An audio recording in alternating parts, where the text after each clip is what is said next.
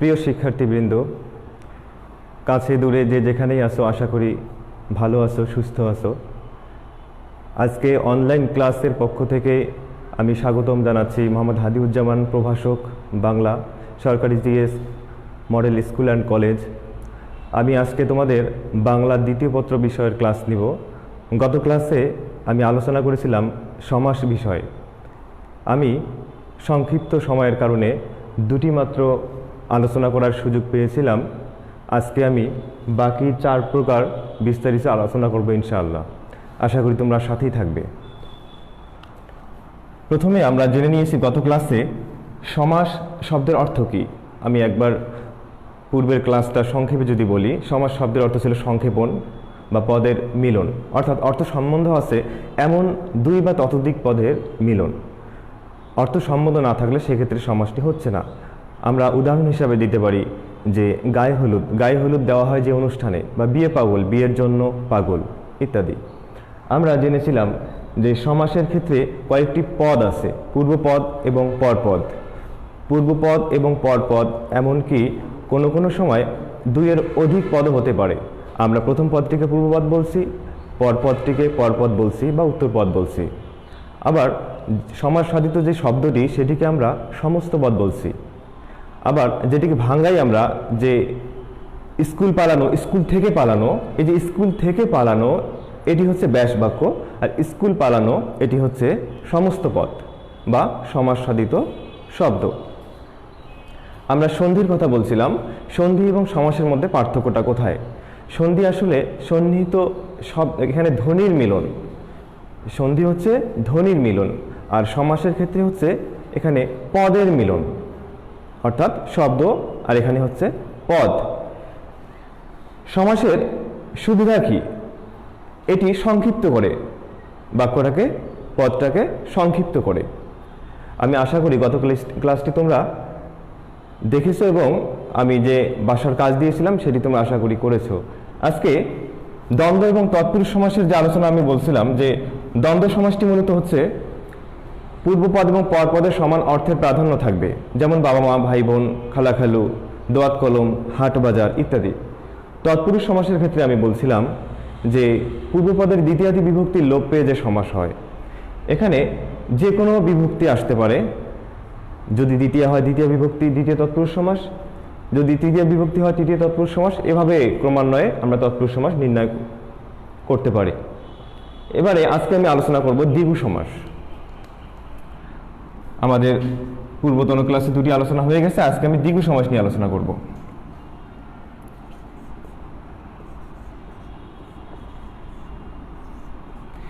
আসলে দ্বিগু সমাসটি হচ্ছে সমাহার বা মিলন অর্থে আসে। এটি সমাহার।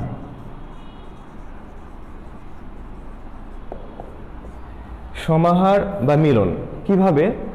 এখানে শর্ত হচ্ছে সংখ্যাবাচক শব্দ সামনে থাকবে, সমষ্টিবাচক বা সংখ্যাবাচক। যেমন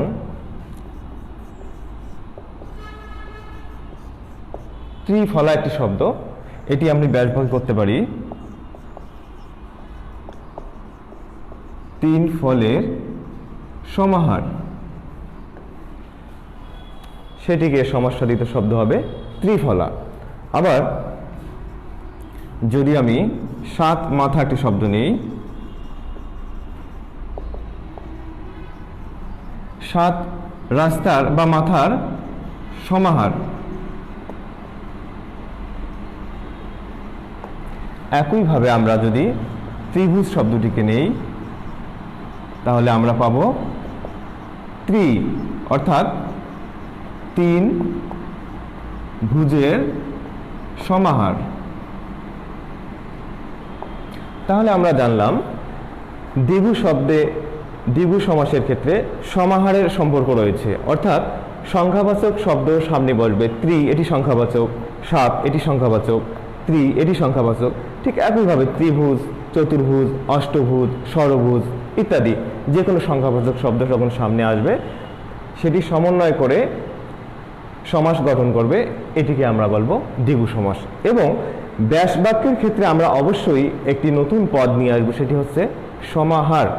আমরা দ্বন্দ্ব সমাসে বলছিলাম ও এবং আর, তৎপুরুষ সমাসে অবশ্যই বিভক্তি সহযোগে। আজকে আমরা বলছি দ্বিগু সমাসটি অবশ্যই সমাহার দিয়ে আমরা ভাঙাতে পারি।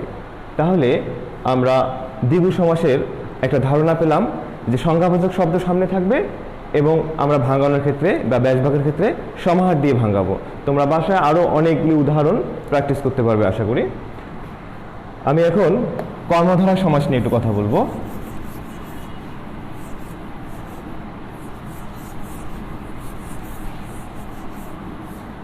কর্মধারয়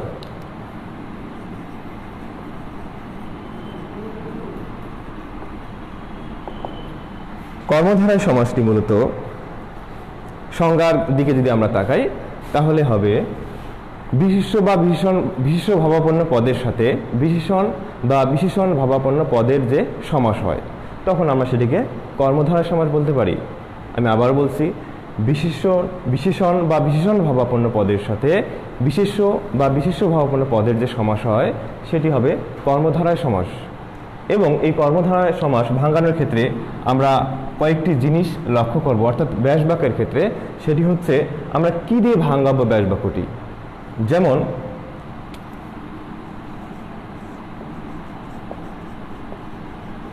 নীল পদ্ম একটি শব্দ, তাহলে এটিকে ভাঙালে আমি দেখব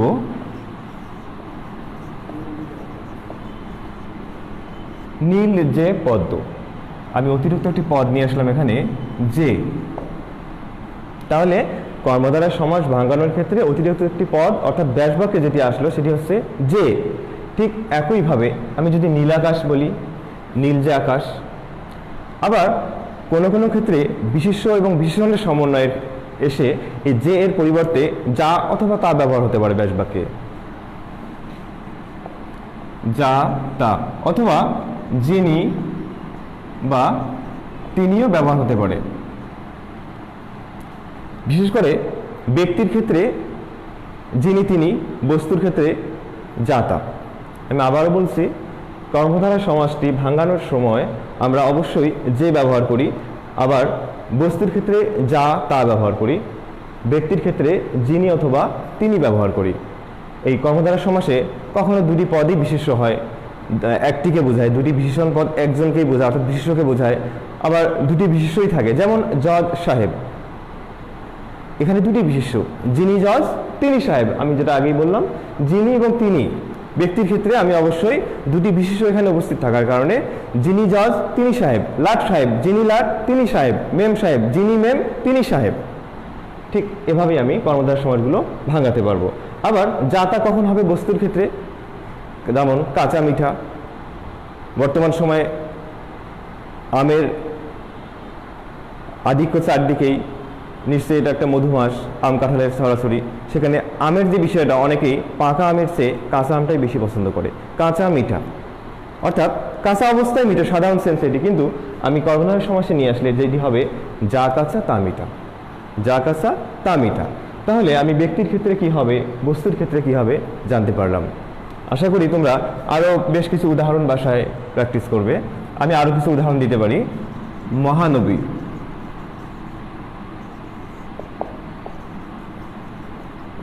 মহান যে নবী, মহানবী। যেমন মহান অর্থাৎ নবী অনেক থাকলেও মহানবী আমরা একজনকে বুঝাই। এখানে যে দিয়ে আমি ভাঙানোর চেষ্টা করলাম যে মহান যে নবী, মহানবী। ঠিক একইভাবে আমরা অনেক শব্দ নিতে পারি। এই কর্মধারয় সমাসের প্রকার যখন আমরা আলোচনা করব অবশ্যই উদাহরণগুলো চলে আসবে। এখন আমরা জানবো এই কর্মধারয় সমাস এর প্রকারভেদ। এই কর্মধারয় সমাস প্রায় উপমান, উপমিত, রূপক এবং উপমান, উপমিত, রূপক এবং আমরা আরেকটি সমাসের নাম জানি, সেটি হচ্ছে, দুঃখিত, এখানে চারটি দেওয়া আছে, উপমান, উপমিত, রূপক, কর্মধারয় সমাস। আরেকটি আছে মধ্যপদলোপী, মধ্যপদলোপী। তাহলে আমরা প্রথমে জানব উপমান, উপমিত, রূপক,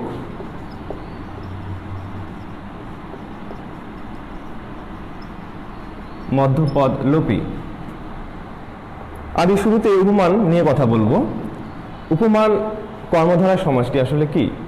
উপমান কর্মধারয় সমাসটি হচ্ছে উপমেয় পদের সাথে উপমান পদের যে সমাস হয়।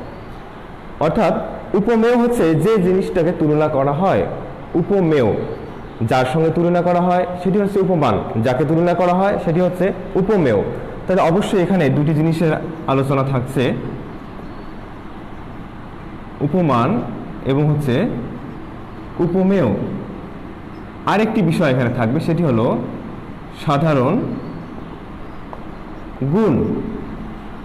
তাহলে উপমান কর্মধারয় সমাসে আমি দেখলাম যে উপমান, উপমেয় এবং সাধারণ গুণ এই তিনটা বিষয় উপস্থিত থাকবে। যেমন আমি যদি তুলনা করি যে মুখের সঙ্গে চন্দ্রের তুলনা করতে পারি, আবার কোনো কোনো সময় গুণের ক্ষেত্রে যদি আমি নিয়ে আসি তুষার শুভ্র, আমি উদাহরণটা নিচে দিচ্ছি তোমাদের। যেমন তুষার শুভ্র, এখানে খেয়াল করো তোমরা, তুষারের ন্যায় শুভ্র। এখানে এই ব্যাসবাক্যের ক্ষেত্রে আমি নিয়ে আসব, উপমানের ক্ষেত্রে নিয়ে আসব হচ্ছে ন্যায় বা মতো, ন্যায় বা মতো। তাহলে ব্যাসবাক্য কি হচ্ছে? তুষার শুভ্র, তুষারের ন্যায় শুভ্র। তুষার কেমন দেখতে? সাদা। শুভ্র অর্থ কি? সাদা। তাহলে আমি যে কথাটি বললাম সাধারণ গুণ বা ধর্ম, অর্থাৎ যার সঙ্গে তুলনা করব এবং যাকে তুলনা করব উভয়ের একটি ধর্ম থাকবে।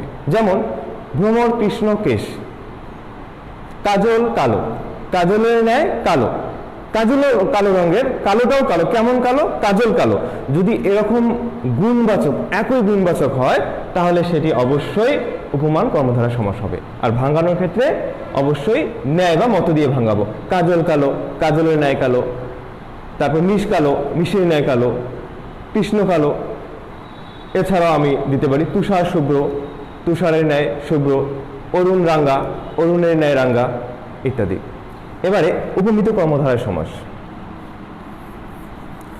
উপমিত কর্মধারয় সমাসের ক্ষেত্রে যেটি হবে, উপমেয় এবং উপমান পদ থাকবে কিন্তু সাধারণ গুণটি থাকবে না, সাধারণ গুণটি অনুপস্থিত থাকবে। যেমন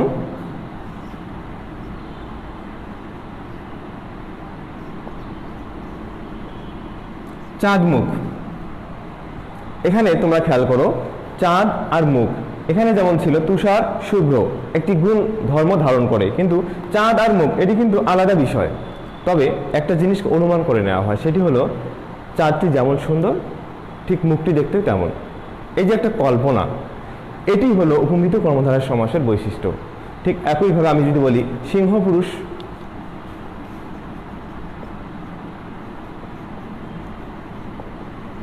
সিংহ পুরুষ, তাহলে এখানে সিংহ এবং পুরুষ, সিংহের সঙ্গে পুরুষের তুলনা কিভাবে চলে? শক্তি দিয়ে চলে। তাহলে আমি ব্যাসবাক্য কিভাবে করব? সেক্ষেত্রে আমি অবশ্যই যাকে তুলনা করব তাকে সামনে নিয়ে আসব। পুরুষ সিংহের ন্যায়, ন্যায়টি সাধারণত মাঝখানে উপমানের ক্ষেত্রে থাকে আর উপমিতের ক্ষেত্রে শেষে যায়। আবার মুখ চন্দ্রের ন্যায়, পুরুষ সিংহের ন্যায় ইত্যাদি। এবার আমরা রূপক কর্মধারয় সমাসকে জানবো। রূপক কর্মধারয় সমাস কেমন? যে উপমান এবং উপমিতের মধ্যে, উপমান এবং উপমায়ের মধ্যে অভিন্নতা কল্পনা করা হলে, এখানে গুণ ছিল এখানে গুণ নেই, এখানে অভিন্নতা। যেমন বিষাদ সিন্ধু, বিষাদ সিন্ধু,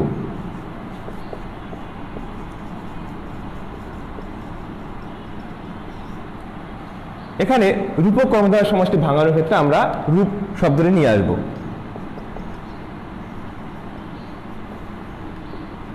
বিষাদ রূপ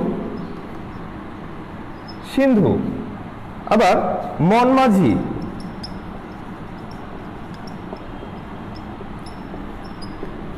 মন রূপ মাঝি। তাহলে সহজে বুঝতে পারলাম যে বিষাদ সিন্ধু, মন মাঝি এগুলো রূপক বিষয়, এজন্য এটি রূপক কর্মধারয় সমাস। উপমেয় এবং উপমানের মধ্যে অভিন্নতা কল্পনা করা হয়েছে এখানে। এরপরে আরেকটি উপমান কর্মধারয় সমাসের পরে মধ্যপদলোপী কর্মধারয় সমাস অর্থাৎ মাঝখানের পদ লোপ পেয়ে যায় এমন সমাস। আমরা এর আগে মাঝখানের পদ লোপ পাওয়ার উদাহরণ এর আগে পেয়েছিলাম। এবারে আমরা কর্মধারয় সমাসের মাঝখানের পদ কিভাবে লোপ পাবে তোমরা দেখো, যে একটি শব্দ আমরা নেই, পদ নেই, সিংহাসন। সিংহাসন এটিকে আমরা ব্যাস বাক্য যদি করি, সিংহ চিহ্নিত যে আসন। সিংহাসন শব্দটিকে আমরা ব্যাস বাক্য করলে যেটি পাবো, সিংহ চিহ্নিত যে আসন। এখানে তোমরা খেয়াল করো, আমি যে কর্মধারয় সমাস ভাঙানোর ক্ষেত্রে নিয়েছিলাম যে পদটি, সেটা এখানে আছে, বাট চিহ্নিত একটা অতিরিক্ত পদ যুক্ত হয়ে গেছে। চিহ্নিত একটা অতিরিক্ত পদ যুক্ত হওয়ার কারণে সমস্ত পদে এটার উপস্থিতি নেই, বিধায় আমি এটিকে বলছি মধ্যপদলোপী কর্মধারয় সমাস। আমরা একইভাবে সাহিত্য সভা, আমি মুছে দিচ্ছি এগুলো, সাহিত্য সভা দেখো তোমরা,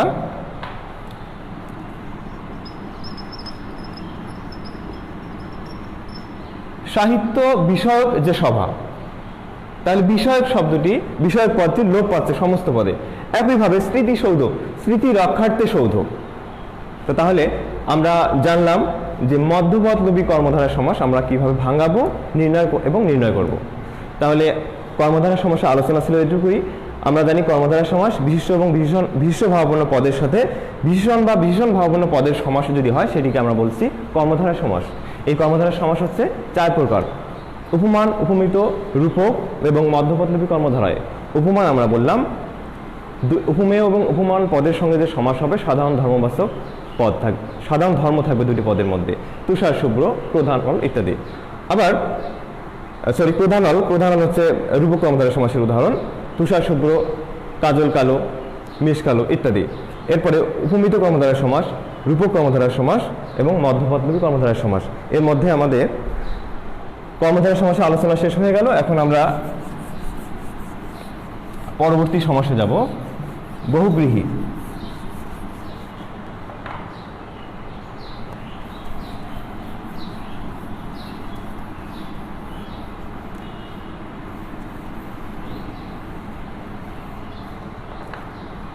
আমরা এখন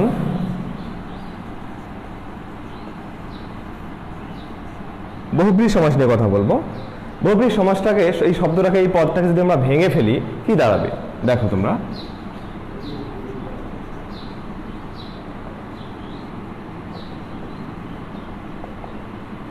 বহু ধান আছে যার, অর্থাৎ বহু হচ্ছে অনেক, ব্রীহি হচ্ছে ধান। আমি শাব্দিক অর্থে যদি আসি, অনেক ধান। এখানে মূলত এই সমাসটির বৈশিষ্ট্যটা এটাই যে পদ দুটি যা বোঝাবে, অর্থাৎ শাব্দিক অর্থে যা আসবে, আসলে সেটিকে বোঝায় না, ভিন্ন একটি পদ থেকে বোঝায়, ভিন্ন একটি পদ, ভিন্ন একটি ব্যক্তি, ভিন্ন বস্তুকে বোঝায়। অর্থাৎ পূর্বপদ এবং পরপদ যে ব্যক্তি বা বস্তুর কথা উল্লেখ করবে, সমস্ত পদে সেটিকে বোঝাবে না। এটি হলো বহুব্রীহি সমাসের বৈশিষ্ট্য। অর্থাৎ শাব্দিক অর্থে বহু ধান আছে যার, কিন্তু আসলে ধানকে বোঝায়, বহুব্রীহি হচ্ছে ধনী লোকটিকেই বোঝায়, ধনী লোকটিকেই বোঝাচ্ছে বহুব্রীহি অর্থ দিয়ে। এখানে আমরা এখন বহুব্রীহি সমাসের বিস্তারিত আলোচনা করব।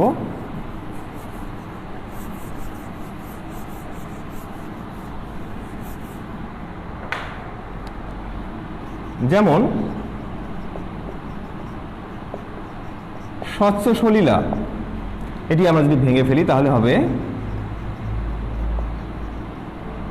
স্বচ্ছ সলিল যার। আর বহুব্রীহি সমাস ভাঙানোর ক্ষেত্রে ব্যাস বাক্যে নিয়ে আসবো আমরা যার, স্বচ্ছ সলিল যার। আবার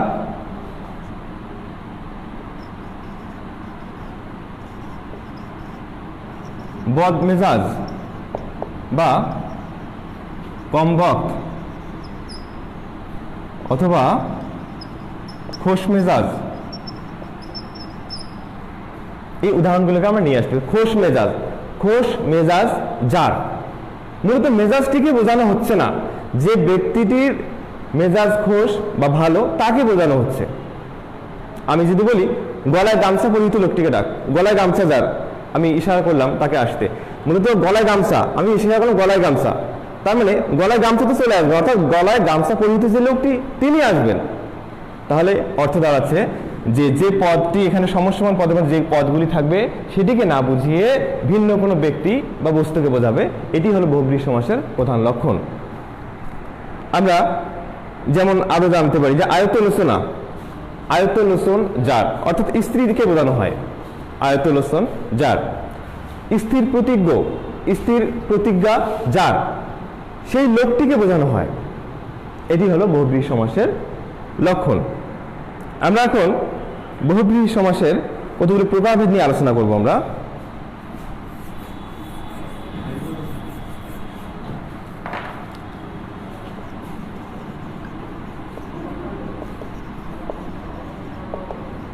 সমানাধিকরণ, সমানাধিকরণ বহুব্রীহি। তোমরা লক্ষ্য করো নামটির মধ্যে একটি বৈশিষ্ট্য আছে, সমানাধিকরণ, অর্থাৎ অংশগ্রহণটা সমান হবে, অধিকারটা সমান হবে। তাহলে আমি বহুব্রীহি সমাসের যে লক্ষণটি বললাম, পূর্বের পদটা হবে বিশেষণ, পরপদটা হবে বিশেষ্য। যদি এটা হয় তাহলে সেটি হবে সমানাধিকরণ। যেমন আমরা একবারেই বলতে পারি হতশ্রী,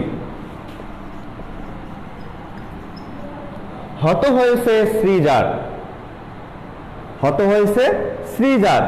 তোমরা খেয়াল করো হতটা অবশ্যই এখানে বিশেষণ, শ্রীটা হচ্ছে বিশেষ্য। তাহলে পূর্বপদ যদি বিশেষণ হয়, পরপদ যদি বিশেষ্য হয়, সেটি হবে সমানাধিকরণ বহুব্রীহি। ঠিক একইভাবে আমরা আরো বলতে পারি যে খোশ মেজাজ, নীলকণ্ঠ, জবরদস্তি, নীলকণ্ঠ যার ইত্যাদি। এবারে আমরা ব্যাধিকরণ সম্পর্কে জানব। ব্যাধিকরণ বহুব্রীহি অর্থাৎ পূর্বপদ এবং পরপদ কোনোটি যদি বিশেষণ না হয় তাহলে আমরা সেটিকে বলবো ব্যাধিকরণ বহুব্রীহি। যেমন 80-20, এটি ব্যাসবাক্য বলে আসবে 80-তে 20 যার, 80-তে 20 যার। 80 অর্থ হচ্ছে দাঁত, তাহলে 80 হচ্ছে দাঁত বিশেষ্য, 20 এটিও বিশেষ্য। তাহলে 80-তে 20 যার, এটি দ্বারা বোঝায় সাপকে, মূলত 80-20 বলা হয় সাপকে। তাহলে দেখো 80 এবং 20 কোনোটির অর্থ বোঝাচ্ছে না, বোঝাচ্ছে সাপকে। এটি হলো বহুব্রীহি সমাসের প্রধান লক্ষণ। আবার এখানে 80 এবং 20 কোনোটি বিশেষণ নয়, দুটি বিশেষ্য, এখানে এটি ব্যাধিকরণ বহুব্রীহি। আবার ব্যাধিকরণের মধ্যে আমরা আরো জানি কথা সর্বস্ব, কথা সর্বস্ব যার। এরপরে আমরা জানবো ব্যাধিকরণ বহুব্রীহি, পরে ব্যতিহার বহুব্রীহি।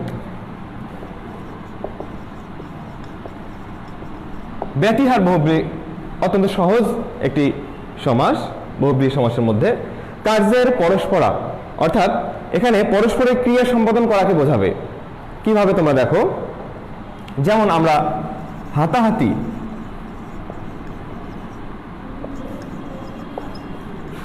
লাঠালাঠি, ঘুষাঘুষি,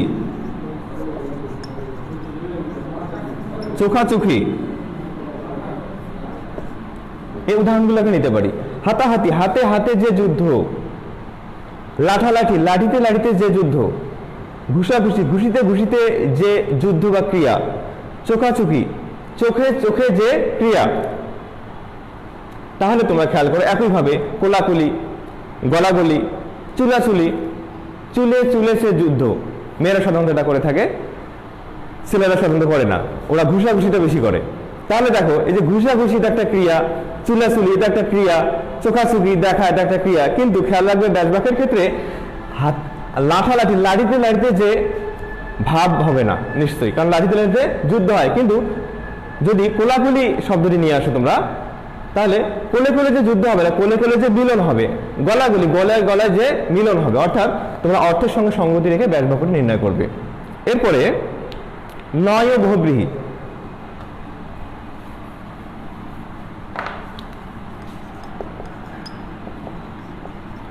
ন অর্থাৎ না, নেই, ন, নাই ইত্যাদি, নেই। নেতিবাচক, যেমন আমরা এর আগে দ্বন্দ্ব সমাসে আলোচনা করেছিলাম এই নয়টা, সরি আমার তৎপুরুষ সমাসে আলোচনা হয়ে গেছে। এই নয় বহুব্রীহিটা দেখো সামনে ন নেই বা নেই, যেমন অজ্ঞান, বা অবুঝ, এই শব্দ দুটো তোমরা খেয়াল করো। অবুঝ, বুঝ নেই যার, অজ্ঞান, জ্ঞান নেই যার, বেহেড, হেড নেই যার। তাহলে এই অটি সামনে বসে নেতিবাচক নেই অর্থাৎ জ্ঞান নেই অর্থ প্রকাশ করতেছে। এই নাবাচক নাবোধক অর্থ প্রকাশ করলে এটিকে আমরা নয় বহুব্রীহি সমাস বলছি। এবারে মধ্যপদ লোপী বহুব্রীহি।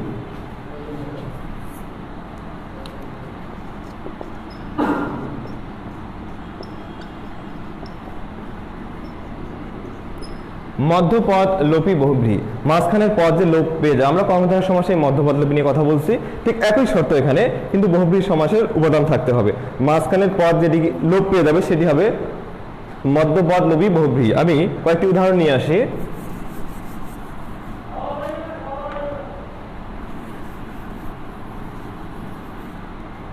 যেমন গায়ে হলুদ,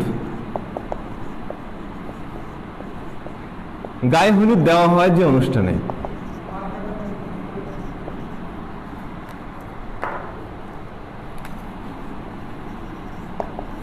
দেওয়া হয়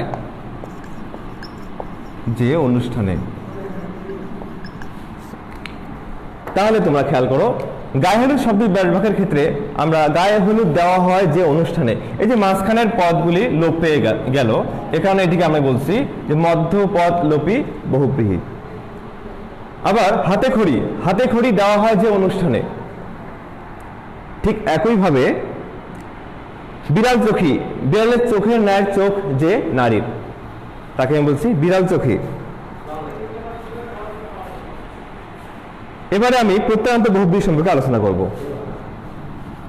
প্রত্যয়ান্ত বহুব্রীহি,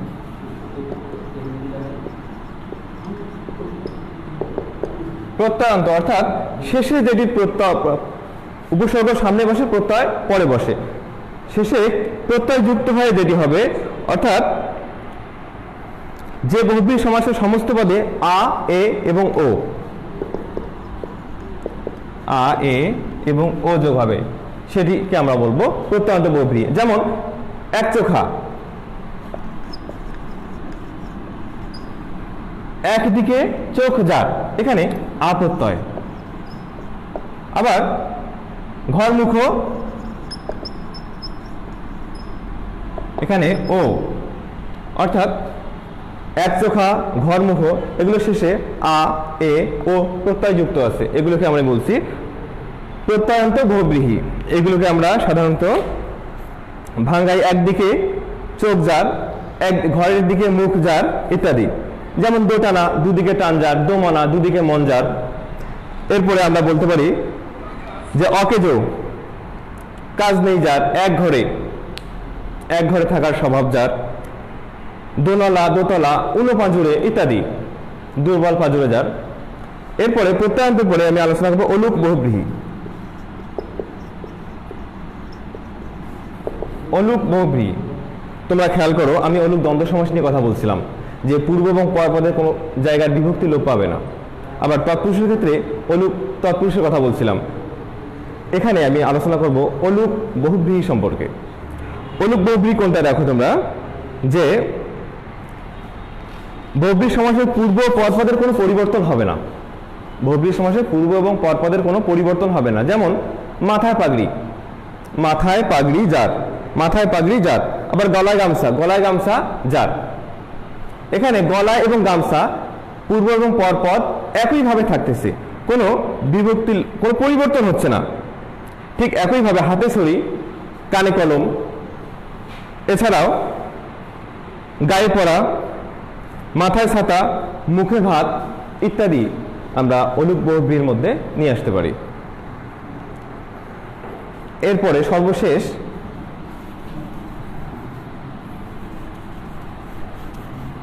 সংখ্যাবাচক বহুব্রীহি।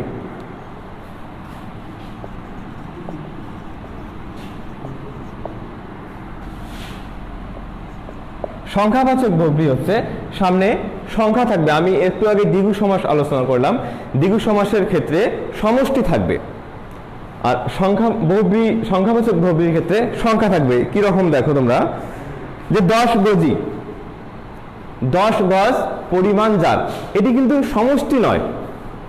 10 গজ এক এক করে আলাদা আলাদা গজ, কিন্তু আমি যে 7 মাথা চৌচালা ত্রিভুজ যেটি বললাম সেটি কিন্তু একত্র করা হয়েছে। এখানে পরিমাণটা আমি বললাম সংখ্যাবাচকের ক্ষেত্রে 10 গজ, 10 গজ পরিমাণ যার।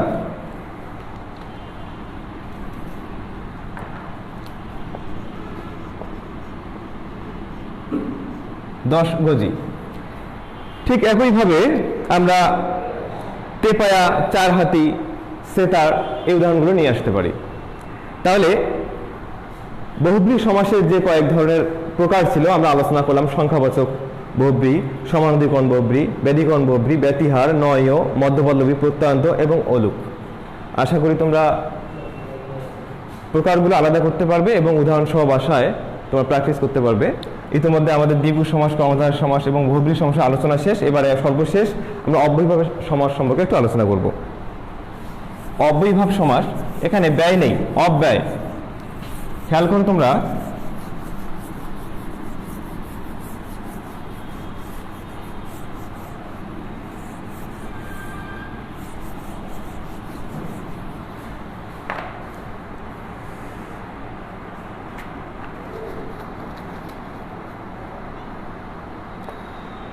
অব্যয়ীভাব সমাসের ক্ষেত্রে পূর্বপদে অব্যয় থেকে অর্থের নিয়ন্ত্রণ নেবে। পূর্বপদে অব্যয় থেকে অর্থের নিয়ন্ত্রণ নেবে, এমন যদি হয় তাহলে সেটাকে আমরা অব্যয়ীভাব সমাস বলছি। এখন কি কি অর্থে আসবে অব্যয়ীভাব সমাস? যেমন উপকূল, উপদ্বীপ,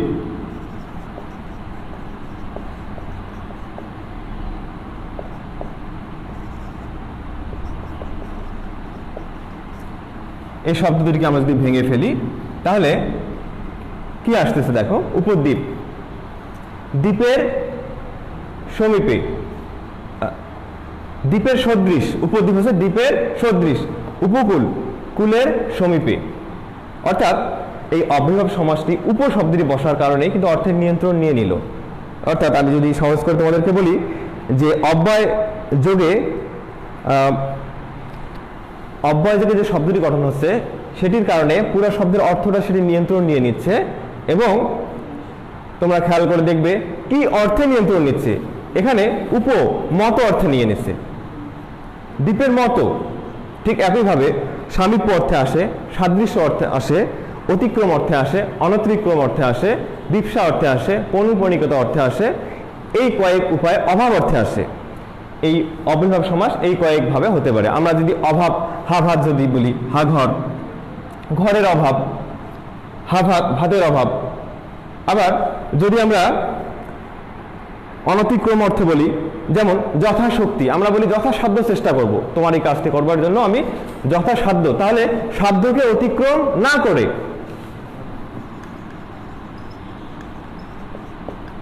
সাধ্যকে অতিক্রম না করে, যথাশক্তি, শক্তিকে অতিক্রম না করে, তাহলে এটি অতিক্রম অর্থে আসলো। এবারে পশ্চাৎ অর্থে, যেমন অনুগমন, অনুধাবন। আবার সাদৃশ্য অর্থে আমি বললাম উপবন, এখানে উপশহর, উপকেন্দ্র ইত্যাদি দেওয়া যেতে পারে।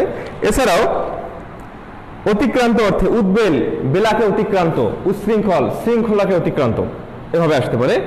ঈষৎ, যেমন আরক্তিম, ঈষৎ অর্থাৎ সামান্য অর্থে, আরক্তিম অর্থাৎ ঈষৎ রক্তিম। বিরোধ অর্থে, যেমন প্রতিবাদ, প্রতিকূল, তাহলে বিরোধ অর্থেও অব্যয়ীভাব সমাস হতে পারে। তাহলে এটি ব্যাসভাব কি হবে? বিরুদ্ধবাদ বা প্রতিকূল। এবারে দেখো দূরবর্তী অর্থে পরোক্ষ, ক্ষুদ্র অর্থে উপগ্রহ, উপনদী। তাহলে আমি জানলাম এই অব্যয়ীভাব সমাস ক্ষুদ্র অর্থে, অনতিক্রম অর্থে, অতিক্রম অর্থে, পশ্চাৎ অর্থে, অনতিক্রম, অতিক্রম অর্থে এবং বিরোধ অর্থে, অভাব অর্থে আমরা ব্যাসবাক্যগুলো গঠন, শব্দ সমাজগুলো গঠন করতে পারি এবং ব্যাসবাক্যের ক্ষেত্রে সেই অর্থটি আমরা নিয়ে আসতে পারি। প্রিয় শিক্ষার্থীবৃন্দ, এতক্ষণ থেকে তোমরা খুব ধৈর্য সহকারে ক্লাসটি উপভোগ করলে। আমি সর্বশেষ তোমাদের সমাজ বিষয়ক 2 মিনিট নির্দেশনা দিয়েই ক্লাসটি আজকে শেষ করব। তোমরা আরও একটু বেশি মনোযোগী হও। আমি বললাম সমাস শব্দের অর্থ সংক্ষেপণ বা মিলন, দুই পদের অর্থ সম্বন্ধ আছে এমন দুটি পদের মিলন। যেমন বললাম বিয়ে পাগল, বিয়ের জন্য পাগল, স্কুল পালানো, স্কুল থেকে পালানো। সমাস এর প্রকারভেদের মধ্যে আসছে দ্বন্দ্ব সমাস, তৎপুরুষ সমাস, দ্বিগু সমাস, কর্মধারয় সমাস, বহুব্রীহি সমাস, অব্যয়ীভাব সমাস। দ্বন্দ্ব সমাস বলছিলাম যে ও এবং আর মিলে দ্বন্দ্ব হবে ব্যাস বাক্যের ক্ষেত্রে বিভিন্নভাবে, সমর্থক মিলনার্থক দ্বন্দ্ব, বিরোধার্থক দ্বন্দ্ব, বিপরীতার্থক দ্বন্দ্ব, বিভিন্ন ধরনের প্রকার রয়েছে এর মধ্যে, যেমন মা বাবা, মায়ে ঝিয়ে, অহিনকুল, সাপে নেউল ইত্যাদি। তৎপুরুষ সমাস আমি বলছিলাম বিভক্তি লোপ পেয়ে যেটি হবে, তৎপুরুষ সমাসের ক্ষেত্রে আমরা সেই বিভক্তি বলবো, বিলাত ফেরত, বিলাত থেকে ফেরত, দুঃখপ্রাপ্ত, দুঃখকে প্রাপ্ত। তারপরে হচ্ছে যেমন আমরা বোটা খসা, বোটা হতে খসা, এভাবে আমরা পঞ্চমী তৎপুরুষ করতে পারি, বিলাত হতে ফেরত, হইতে থেকেছে পঞ্চমী তৎপুরুষ করতে পারি। এর প্রকারভেদ নিয়ে আমি কথা বললাম।